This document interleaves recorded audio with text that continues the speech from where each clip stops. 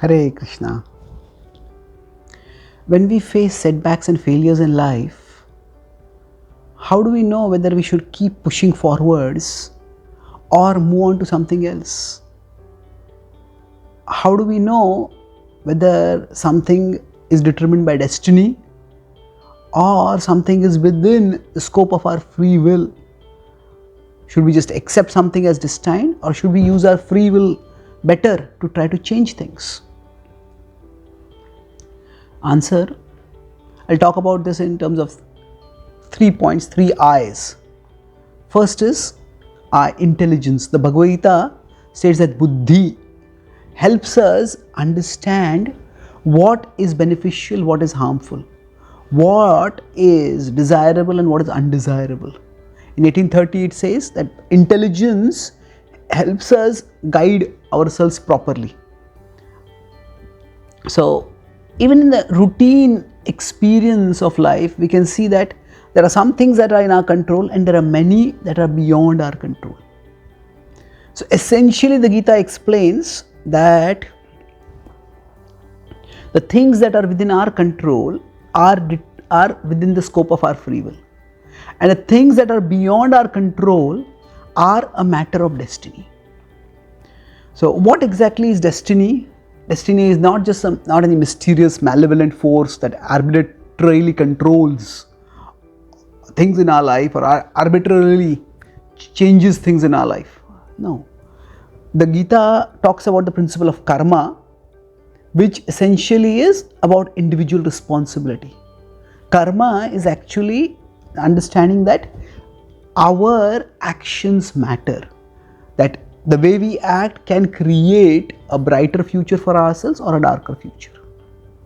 So we all have done certain actions in the past, and if that karma has been unprocessed, that means the reactions to that karma have not yet manifested, then those are as if stored in a karma bank account, or we could say a karma water tank, and that water from that tank is going to come out. So in the pathway of our life, our starting point, for example, is determined by destiny. So destiny is essentially the stockpile of unprocessed karma that we bring from our past into the present. It could be from a previous life into this life, it could be from our past situations into a present situation. So for example, the complexion with which we are born, the family in which we are born, the genes with which we are born, these are fixed. But what we do with what we have is very much up to us. So destiny determines our situations, we determine our decisions. If you consider the body to be like a vehicle, as the Bhagavad Gita says in 1861, yantra, then we are given a particular car, but it's up to us how we drive that car.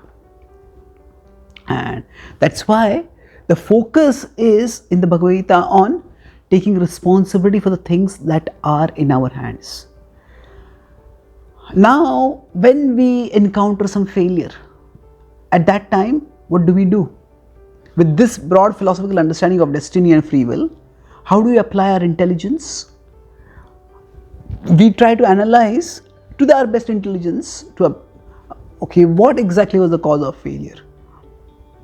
Was it because we didn't try well enough? Was it because things beyond our control just went wrong?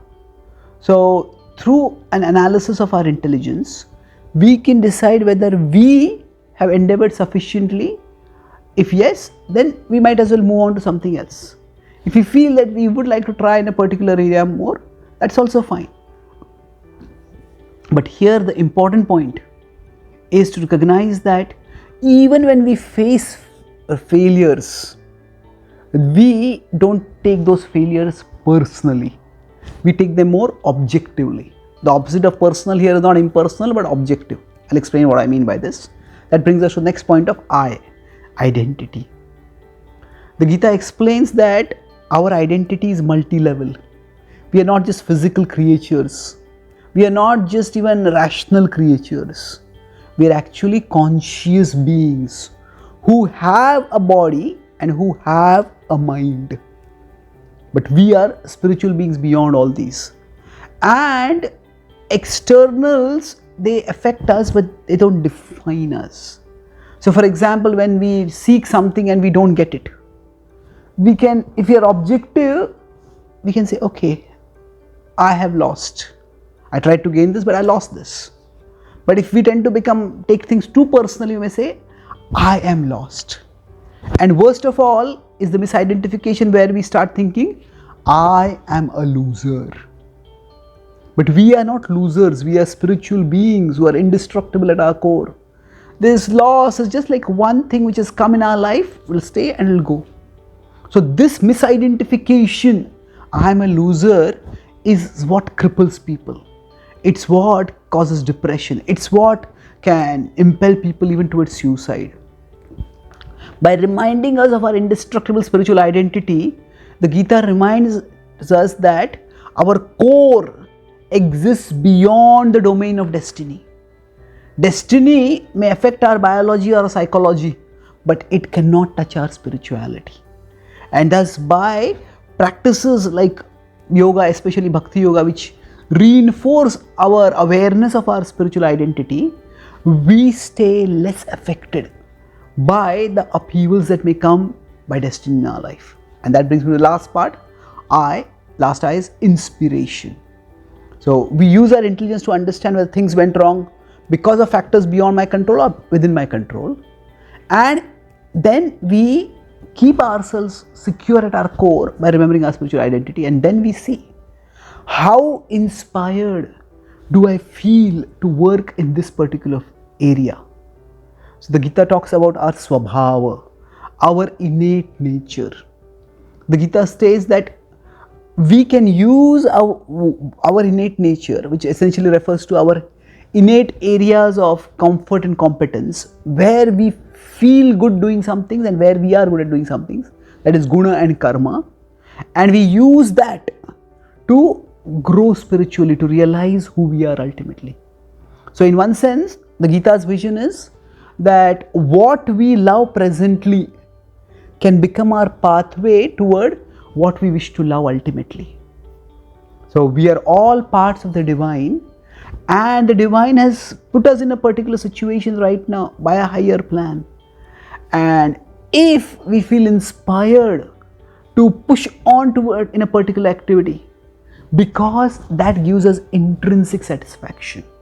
That means even if the world doesn't recognize what we have done and what we have achieved, if we would still be satisfied doing that activity because that activity intrinsically enlivens us, then that is indeed an activity we should push on towards. And by that intrinsic satisfaction, we will persevere and we will eventually come towards outer contribution, outer achievement also. So by making our decisions not solely based on whether the world is recognizing me to be successful, but based on internal evaluation of whether I am in harmony with what I have been given and what I am meant to be, we can take decisions from an inside out perspective rather than an outside in perspective. In this way, we can use our free will to manifest our fullest potential. Thank you. Hare Krishna.